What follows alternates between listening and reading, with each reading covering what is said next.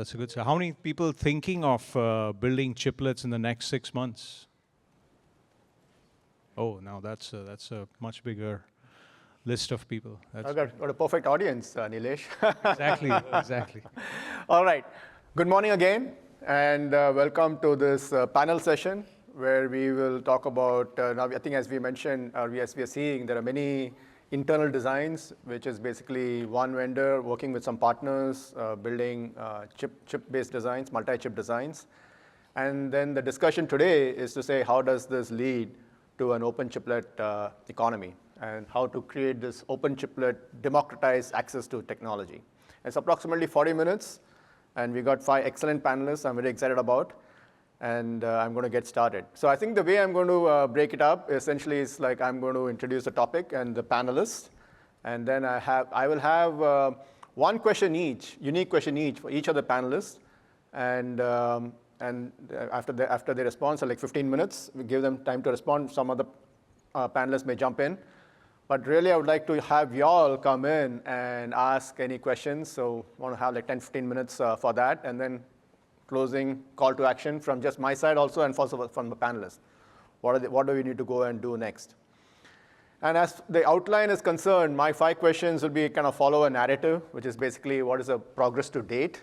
What are the key developments that have happened so far in enabling this multi-chip designs today? And then there are many internal designs, or what we call single vendor designs, who own the end-to-end multiple chiplets today. Is there any that paves the way for an ecosystem, right? It naturally paves the way for ecosystem. We'll talk about the challenges and breakthroughs that need to be addressed. And then specifically, we want to talk about, we see a lot of adoption of host bus memory. But is there anything around chiplets, around memory, is the 4th question I'll have. And then the last one is, at least for the moderate questions, the last one is the importance of this to the industry. What is the next round of adoption? Where is the ROI? So that's kind of the 5 prepared questions. But I think I would like to have some of y'all come up and ask some more questions. So I'm going to quickly run through a very good set of panelists that we have. And so I'm going to do a fast speed talking out here, so bear with me. Dr. Arvind Kumar is a principal researcher and manager at IBM Research, where he leads a team focusing on next-generation AI hardware and heterogeneous integration. He has presented several invited talks and served as a panelist and short course instructor in this area at major conferences. He holds over 70 patents and is an IBM master inventor. And Dr. Kumar has earned an SB, SM, and PhD degrees in electrical engineering and computer science, all from MIT. Welcome. Clint Walker is Corporate Vice President and Worldwide Sales and Technical Solutions at Alphawave Semi. Clint has over 28 years of semiconductor experience. Before moving to Alphawave IP, Clint was a senior principal engineer and senior director at Intel, where he worked for 22 years, focusing on high-level I/O systems and circuit architecture. Clint has participated and contributed in JEDEC, DDR, PCI SIG, IEEE 802.c standards development, and is a former chair of USB 3.0 electrical work group. Nilesh Shah, VP of Business Development at Zeropoint Technologies, responsible for engaging hyperscalers, memory module controllers, and processor accelerators manufacturers to develop data center and smart device solutions. An active member of CXL Consortium, JEDEC, SNIA, and represents the company at OCP. Nilesh developed data center SSD products and computational storage initiatives at Intel and holds several patents in this area. Nilesh runs several meetup communities with upwards of 5,000 active members and serves as an advisor to several other companies in the emerging memory technology, IP, and SoC space. Raj Uppala, Senior Director, Marketing and Partnerships at Rambus, where he oversees marketing, ecosystems, partnerships, and business development for Silicon IP Business Unit. Raj held several roles at Western Digital in product management, product marketing, ecosystem partnerships for hard disk drives, product line, and for a strategic initiative to launch a smart video product line encompassing cameras, AI analytics, and video management systems. Raj began his career designing memory and mixed signal ICs, subsequently transitioning to marketing and product line management roles across a few semiconductor companies, MBA from Cornell and MS from Mississippi State University. Guedj, thank you, is a CEO at Numem. It's a leading provider of memory subsystem, chips, and chiplets and IP. Numem patented NuRAM SmartMem enables SRAM-like performance with 2.5x smaller area with up to 8,000x lower leakage power. Jack co-chairs the MRAM technology group composed of leading MRAM technology, fabrication, and SoC companies, and is active participant in a number of forum and trade shows. Previously, Jack was CEO of Tensilica, which was sold to Cadence, a leader in DSP processors for wireless communications and audio, video, and AI processing. I think, as I mentioned before, excellent panel. And I'm a kind of entrepreneur right now, researching cloud-native architectures and chiplet architectures. My background is in product management for Dell, and incubated AI, a total of 17 years at Dell, 13 years at Intel. That's my background. Just getting on. So this is going to be our default slide, but I'm going to address question number 1 to Raj. Raj, to baseline the audience on where the industry is today, what progress has been made for chips in general in the last year that sets the stage for adoption of open chiplets? What are the key drivers for adoption of chiplet designs today? Yeah, so if we look historically, chiplets are not new, right? I mean, you've seen that with incumbents using proprietary technologies for specific use cases. But what has changed in the recent past is with the growth of generative AI, compute has been growing at an exponential rate, but memory has not been able to keep up with it, right? And that leads to this memory wall problem that a lot of companies are trying to fix, right? And to address some of that, HBM was developed. And so you could take HBM and include it in your die, but pretty soon you'll run out of space and hit the reticle size limits, right? To address some of that, you have TSMC and others who've developed packaging technologies with 2.5D and 3D technologies with interposers, where you can kind of split the core die and then the memory separately, right? And then you can stack them up to address some of this memory wall problem, especially for AI training use cases, right? So that is, and it is backed by a standard, JEDEC, right? So you have a critical mass in terms of the market need. You have a solid standard backed by JEDEC, and you have an actual problem that it is solving, right? So by far, that is the mostly widely used use case in today for chiplets. But then there's a lot of other scenarios that you could leverage, but then the use cases are pretty far and wide, right? There's a lot of different use cases that are emerging, and the challenges that we see today is more of having a standard which kind of fits all of these different use cases. Eventually, we want to get to a place where you could just put a chip and a plug-and-play standard where everyone adopts these standards, right? And today we see UCIe, bunch of wires, and a bunch of other standards making a lot of leaps. But we still do see a lot of challenges in adoption and ecosystem development and things like that, right? Well said, Raj. Yeah, thanks. That sort of brings us up to speed of where we are today. And moving on, like the next question is to Arvind. We are seeing a lot of single-vendor designs. A lot of these designs are built on chips. Is there any designs that you think naturally paves the way for multiple chip designs going forward? Yeah, thank you. So I want to just start by reiterating the point that's been made a few times, which is that we are seeing a lot of chipletization, but it's happening primarily within single vendors and using proprietary interfaces.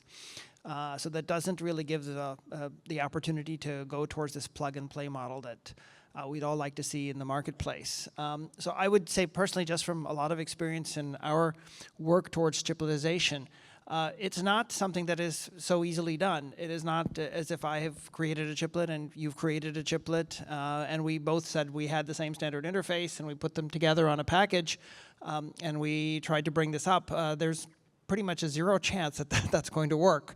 So there's a great deal of handshaking that has to go on in order to stimulate this kind of an open chiplet marketplace and a plug-and-play model. And I think some of the charts earlier showed that you could do this in stages. Right now we're kind of still at the single vendor stage, and that might move to more of a multi-vendor stage where a small group agrees on a certain set of standards and a certain way of doing things. But eventually we would really like to be able to have a supermarket or a marketplace where you can go and you can buy them. So one of the very specific cases that we've looked at and that we're working towards, and I'll talk about later today, is the AI chip, because we see this as a very ripe opportunity for chipletization, and this is for several reasons.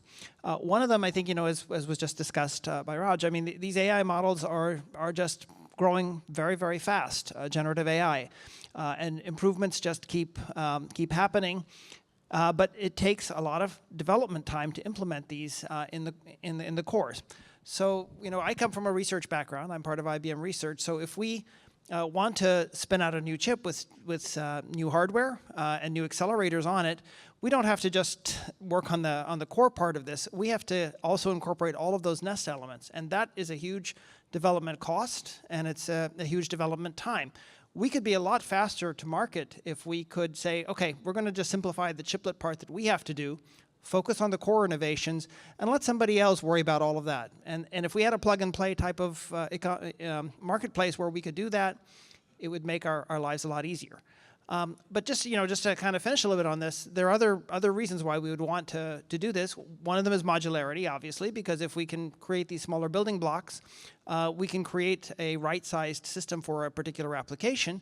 And then if we can even take this one step further and combine it with other chiplets that are out there, we have an AI engine, you have something else that you might want to accelerate but that needs some AI capability, that really opens up the spigot for a tremendous range of new opportunities. So we're very excited about it. So just the short answer to your question is I think that AI would be a very, very specific, AI acceleration would be a specific area that could really benefit from that. And there's getting a lot of kind of traction in the market, a lot of excitement in the market. So yeah, it's a great place to start.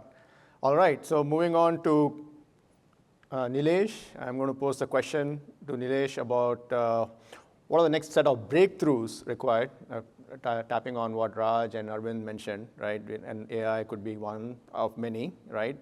What are the next set of breakthroughs and challenges required to be addressed for the adoption of chiplet-based designs in a democratized multi-vendor ecosystem? Yeah, I think that's a great question, and Arvind kind of laid out the technical challenges.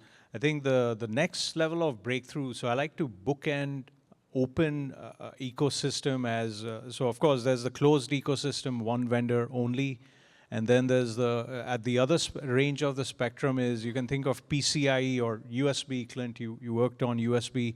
So anyone can build anything that plugs into USB or PCIe, any vendor, anything. There's no specific thing. So that's the other end of the spectrum. That's totally open. Bring anything, plug it in.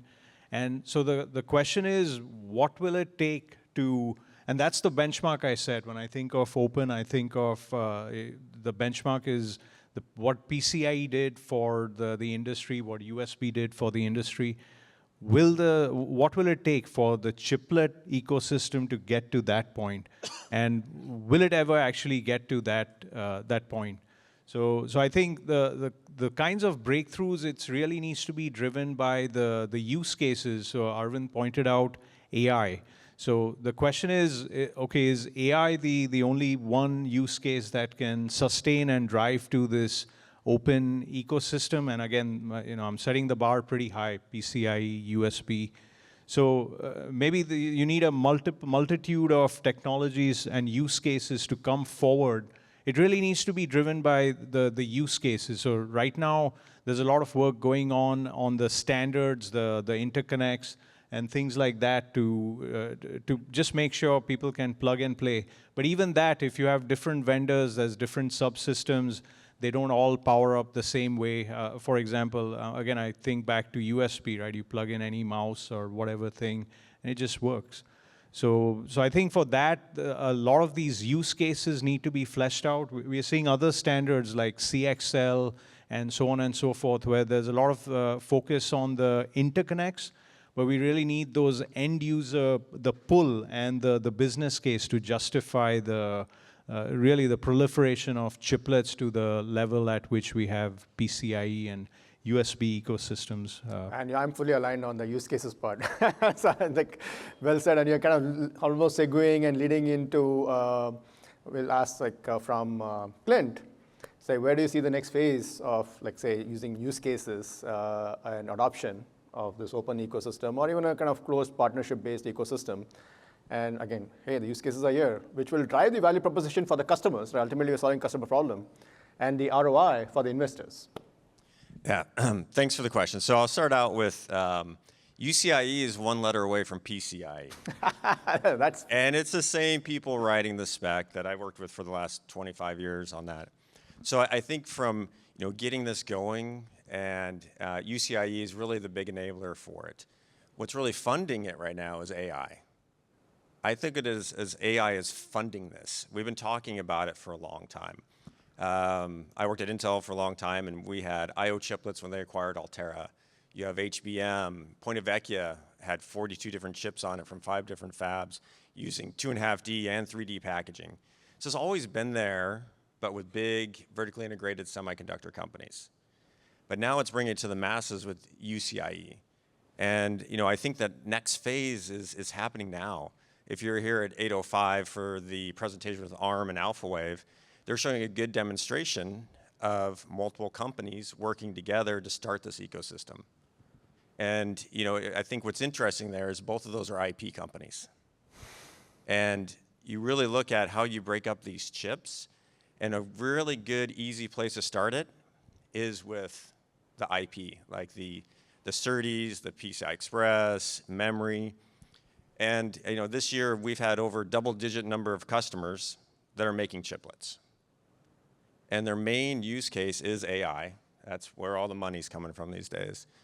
And the return on investment to them is they need an AI chip for small LM models, and they need to scale it up to the real big ones too. And in some places you can't have the power. They need on-site AI for like at hospitals, right? There's a lot of, they can't send it to the cloud because of the HIPAA requirements. And they don't need as big a ones. And what's driving it is they need this on N3 process technology, and those masks are super expensive. And so what's really driving a lot of this, and what we talk about is extending Moore's law. And even in Gordon Moore's original paper, he said at some point it might be this chiplet thing. He didn't say chiplets. It says something else in there in the end of the paper. And I really see that happening now, where they got to make this. And with AI chips, there's 2 different ways you do it. One is breaking it up, so it's just 2 of the AI chips talking to itself. And then you can add 3 or 4 of them with UCIe and how you configure it. And then also they're different workloads. The really expensive ones, you want to use UCIe to an HBM. And so to going over HBM, you can hook up UCIe to have that HBM memory. But for a low-cost one, over the same UCIe, you can hook up LPDDR. Or you can put the DDR interface on the monolithic and have different SerDes chips if you need PCI Express, or you need 112 gig or 224 gig SerDes. You can scale up and scale down with 1 tape out. And that saves,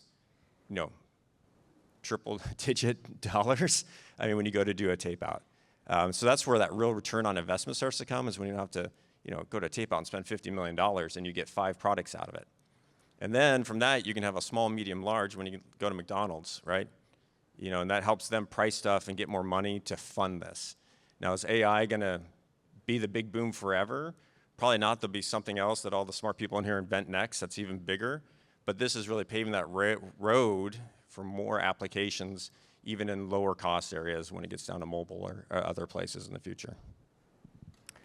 Thank you. And I'm going to have the last question to Jack as a prepared question. And I'd like to really encourage audience members to come and ask questions to any panelists. Jack, HBM is only offering us a memory chiplet-based design today. But we're also seeing that DRAM and SRAM are running into memory wall.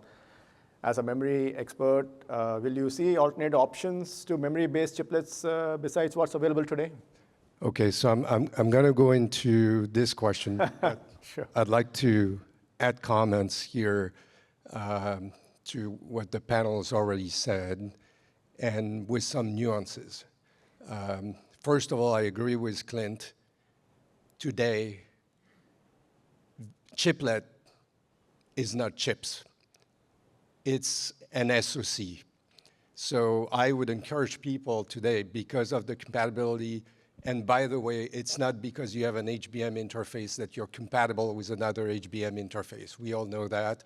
So by the time not only you have the same interface, but it's interoperable, it's going to take some time. So think about your chiplet design as a mega SoC, and that's why the IP companies, I think, are better equipped to get into chiplet, because they understand that, they understand how to work with customers, and all those SoC have single source IP, right? You don't put two IPs on your chip. Second of all, HBM is a good general purpose interface. By the way, it's an interface.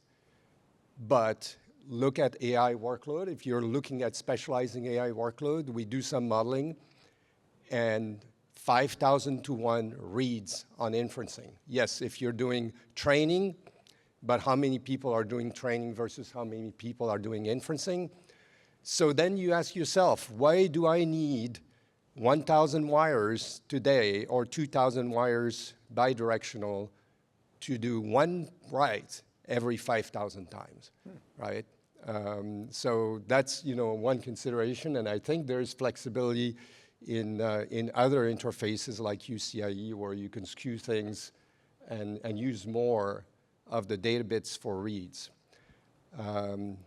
Thirdly, we're here, and this is where the money is, I know, driving the 3 nanometer, 2 nanometer, whatever, expensive masks, disaggregating because I don't have enough space. But even on the edge side, you can do chiplet. And they don't call it chiplet.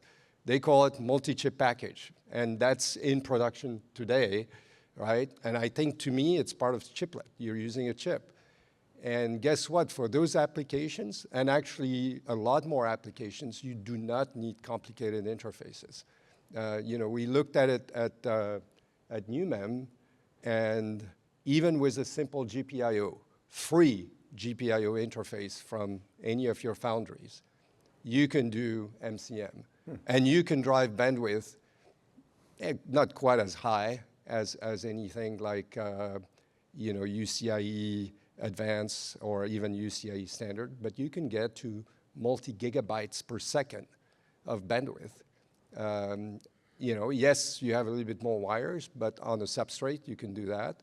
And it's cheap, and it does the job for a lot of applications, from edge to maybe even mid-range type bandwidth applications. All right. Okay. One comment on the memory.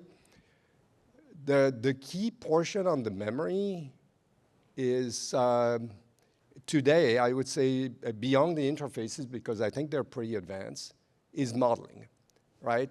There's no way today they have like 128 gigabyte of memory, but we are hearing some single model at 480 gigabyte. There's no way you can put that on an interposer because the interposer technology is not there. So you need to tier up the memory. And we at Numem, we have a memory that's 4 to 6 times faster than HBM. We call it UBM. And you need to understand, though, with the data traffic from AI, how does it work, what advantages you're gaining. So all those modeling capabilities, I think, are key, and maybe in other applications to understand what's possible and what's the best way to disaggregate. Thank you. Yeah, please add on, yeah. Yeah, just to add to, I think earlier there was a comment, Clint, you made about IP companies doing the chiplets, and Jack, you mentioned about innovations in the memory required, kind of what Numem is doing. So one of the challenges, at least I'll speak about Zeropoint. So we're a startup, and so in this ecosystem you have the big players. Alphawave, et cetera, the big IP companies, and you have the startup IP companies, and then you have folks that are explicitly developing products or chiplets. So actually the tension really is between, for IP companies that have the capability to build a chiplet, which is essentially a chip for all practical purposes. So it requires a different skill set. But at least when we look for things like when you go to investors and looking for return, right, the business case, what investors want to see is physical products. So there's always a tension between am I selling IP, is that the business model, or am I selling products? And of course, some companies can do both. They do IP and they make products. So we, Rambus, et cetera. So that's the spectrum we look at, like who actually will enter the market and who has the deep pockets to go out and assemble a chiplet, right? Because then the costs actually going from developing IP to which you can do in a few $1 million. Now you're talking, double, triple digit $1 million, right? So that again raises the bar a little bit. So it's easy to say, oh yeah, let's just make a chiplet, right? But the reality is then the level of commitment and investment that is required to going from IP to chiplet is not the same. And then the question is how many people can afford to get in the space and take the risk. So that's where it has to be use case driven, and there has to be a clear demand. You have to know that when I invest, let's say 50 million in building the next chiplet, there is a compelling use case, and this will ramp to the volume so that the price can come down. And then again, the example I gave about PCIe and USB, you can sell these mouse or whatever keyboards for a couple of bucks, right? We need to get to that level. Just if I can add to that, just sure, real quick. Go on. So 2.5 years ago, we were called Alphawave IP. We bought an ASIC company and renamed ourselves Alphawave Semi. And so we did, and we have taped out a I/O chiplet. So it is a real product, and you're right, it takes a lot of investment. We bought another company, and we invested in that and have the first I/O chiplet that's generally available to the market that'll be on the shelf. And it does take more than just being an IP company, and that's why we renamed ourselves Alphawave Semi, because it did take a lot more than that. Any questions from the audience? Yeah, go ahead, please. Yeah, I think there's a mic out there. Ankur Agrawal, Intel Foundry. So I was looking at, I was just thinking ahead, if you look in the landscape, there are two big foundries now for the advanced nodes, TSMC and Intel. And then they have, your N2 or 18A or EMIB versus CoWoS and different PDKs, right? And IP vendors like Alphawave, Semi, and ARM, or the EDA tool vendors like Synopsys and Cadence, they have to pick which foundry they are going to align with, or they have to have a bigger superset of like interoperability, design rules, PDKs, and the problem gets bigger when you talk about 3DK, the 3D stack kit, and so on. So how will it evolve? Will they all line up to TSMC or Intel, or like will they pick and choose, or how will it work? Is just some thoughts. So I want to hear any. I can take that one real quick because I was in Intel Foundry my last 6 years at Intel, but that was 7 years ago now. Our approach is we support your EMIB, we support CoWoS, and I think you forgot Samsung. They're also a foundry, quite a big one. And so all of them have different technologies, and so we have a lot of customers that might be looking at using your foundry and want to use EMIB, but then might have to work with another chip that's on TSMC or Samsung. And so those other foundries have 3D alliances now. TSMC has one, and so does Samsung, where they have the IP providers, the tool providers, and everybody working on a way for their ecosystem for using their foundries to be able to access all that, and also work back and forth, because even custom HBM is coming out, right? And there's like 3 big HBM providers that will be making custom HBM for HBM4. And they look at how do we work with EMIB and not. So like our UCIe solution works with all the different 2.5D solutions, and we made sure of that. Thank you. Yeah, I would say that's one thing where chiplet gets easier than IP. With chiplet, you want to be on a foundry where there are more customers, and TSMC dominates the foundry business, right? So that's your best bet. But for chiplet, it doesn't matter. right? So there you can afford, just like chips, to migrate to a foundry that would give you a better cost profile. And in terms of packaging, I think it's changing. I wouldn't say the name because that's not for me to say, but I know one of the big foundry is opening up and saying, I'll do packaging, I don't care where your die comes from. And so I think over time we'll see just companies doing packaging and separating that from their main foundry business. I just want to add one. Actually, that's a great question. And just to add to that, I think what will it drive folks to one foundry versus the other? Like Jack said, you know, there's in the chiplet world, it opens up the door. But I think the foundries could do even more. So if you truly want to open it up, then to build a chiplet, you need the foundry, of course, but then you need all these other IP and all the other expertise. Packaging is just one of them. Chiplet just like IP before. Exactly what Jack is saying is, so we need the foundries to then come and enable the rest of the stuff so more people can come in. Let's say, I'll pick an example again with Zeropoint. You know, we make compression accelerators. But we don't have a team that knows how to assemble a complete chiplet and then stick it with I/O and put it on a system on a chip type thing. So if foundries actually enable this base level of foundation, and then truly to open it up, people just come in with their innovation, and I'm like, oh, I can just jump into this foundry because everything else is ready. I just need to put in my secret sauce and tape out, right? That's what it would, that would make it really compelling. If Intel had something like that, I would go to Intel Foundry in a heartbeat, because otherwise now I have to think of like, oh my God, this is a pretty high, steep mountain to climb.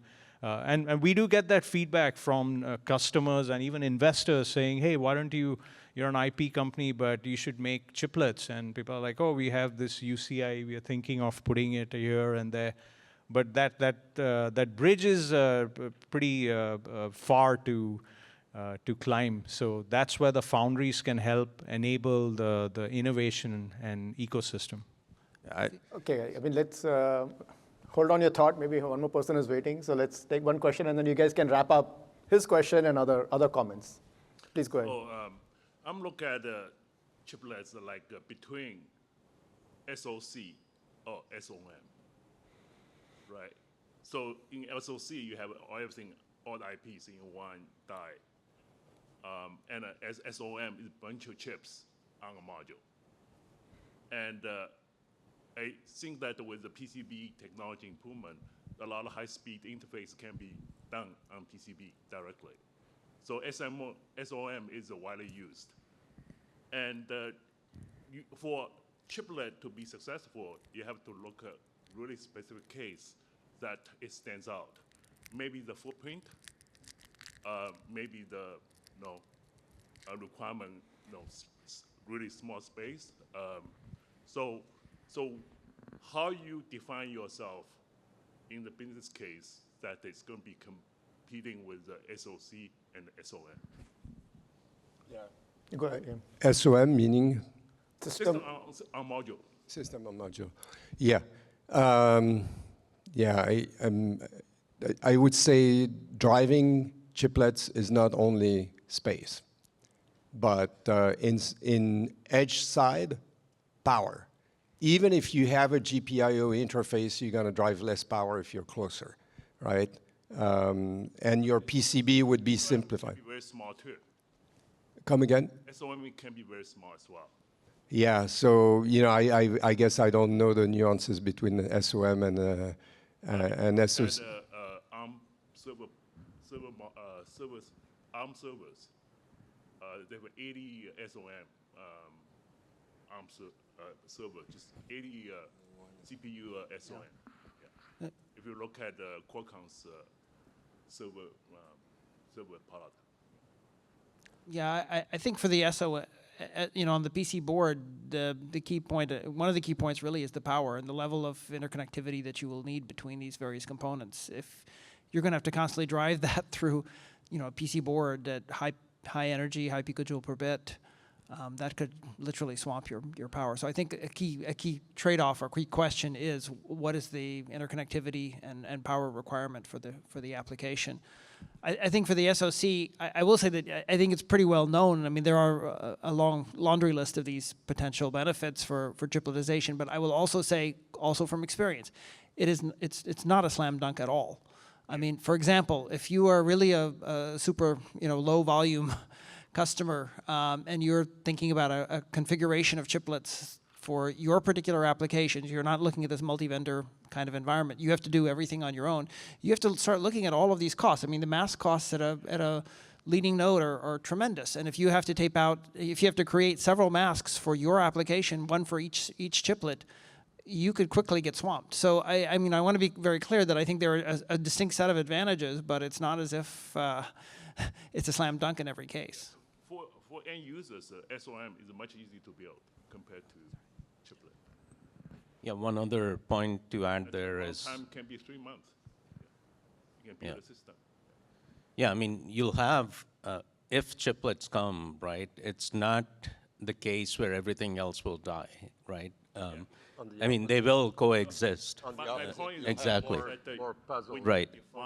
I think he's trying to clarify his question. Okay. So my question is that we need to define the scope of a chiplet. Right. That it's going to be beneficial to Yeah. end users, not to True. vendors. Exactly. Right. And then you have to do a comparison of power consumption, how long the traces are in each case, and yeah, eventually, but chiplets today, the way they're being defined, the trace lengths are much smaller compared to SoC or SOMs in some cases, right? So, but I think they will coexist even in spite of chiplets. Okay, we have one more question. So let's, I think we can take one last question, right, Anu? Yeah, please. A quick question. Would you like to comment on photonics chiplets? I would.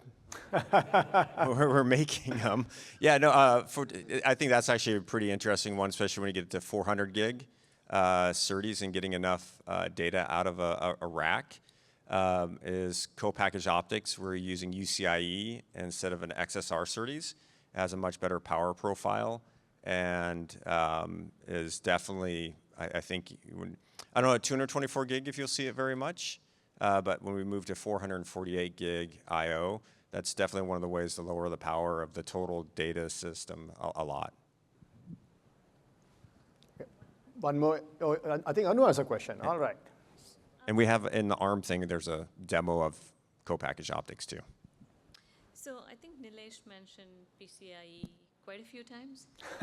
and so are we expectation, or is the expectation from the industry that a die-to-die interface would be similar to a PCIe in terms of plug fests and lab testing, and is that what the expectation is and should be for a die-to-die interface?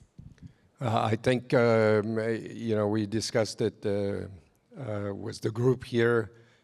I think OCP is starting to do an initiative like this, but I think there is a need for call it consortium or grouping that's going to start all those activities, right? Because we need to do a better job as a group for the industry to get all those pieces together. And yeah, I mean, even on UCIe, same thing could happen, right? You need to bang it against other UCIe and see what's different. Even though you're both complying to the standard, you may still have issues, right? How plug and play? Well, it's one letter off of PCIe, right? And it's the same people. They're doing a goal. The hard part is you can't plug it in, so you're gonna have to co-package them. And so they are coming with a standard footprint for that and interop testing that they'll have with a golden die. I don't know whose golden die it'll be. So they are working on that. Is how do you prove that interoperability with it? And it will be more challenging than PCI Express. You can't really just go to PlugFest. Yeah. You got to send them off to get packaged and put together.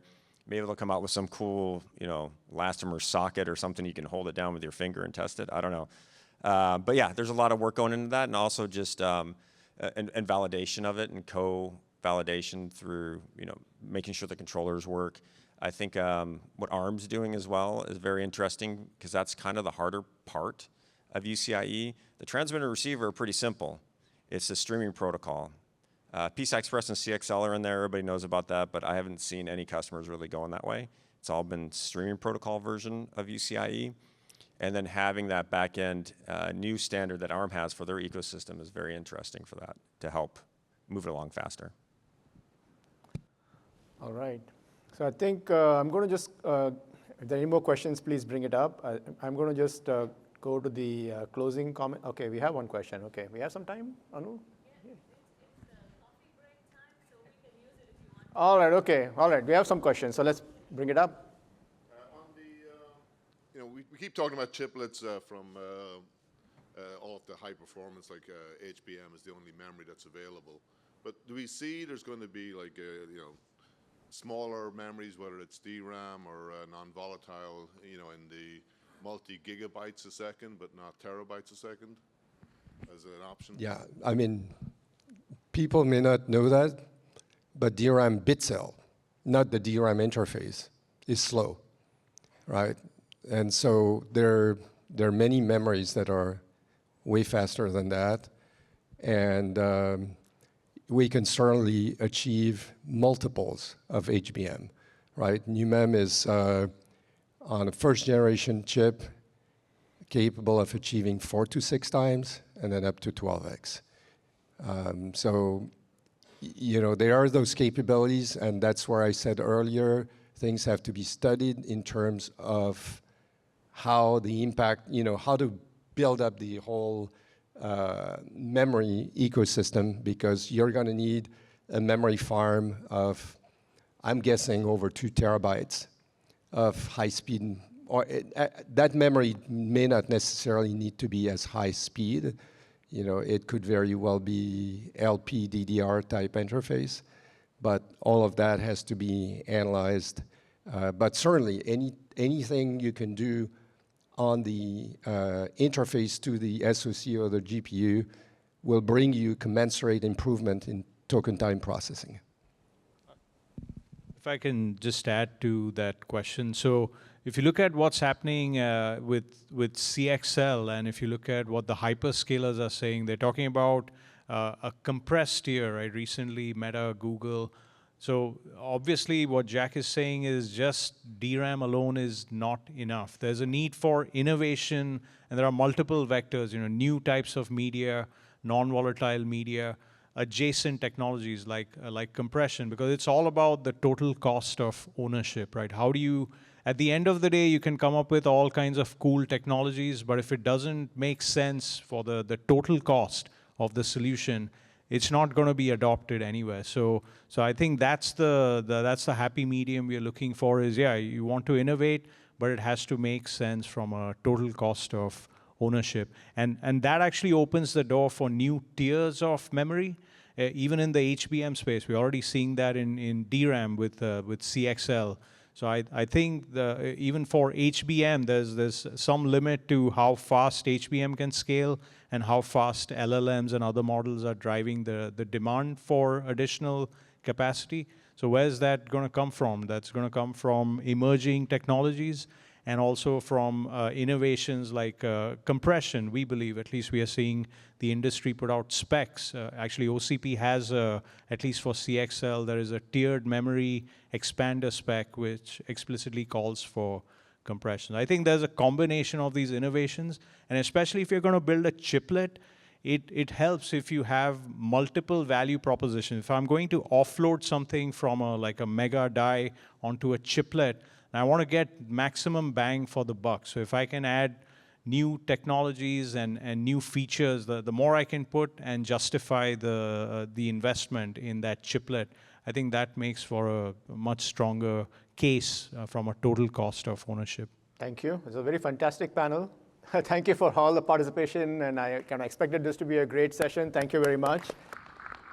And a quick call to action. I think a lot of problems to be solved. I think Open Compute, as you all know, is a very welcome community. So if you're welcome to join that. There's a wiki page, there's a white paper. Steve talked about the Open Chiplet Marketplace, and so contribute any different ways. Any other closing comments or call to action? Quick one, like 10 seconds, 20 seconds? No, no, no. Okay. As I said, All right. Okay. I have one. Here's one. One last. Yeah. Mic is off. Okay. All right. Mic has been cut off. All right. Okay.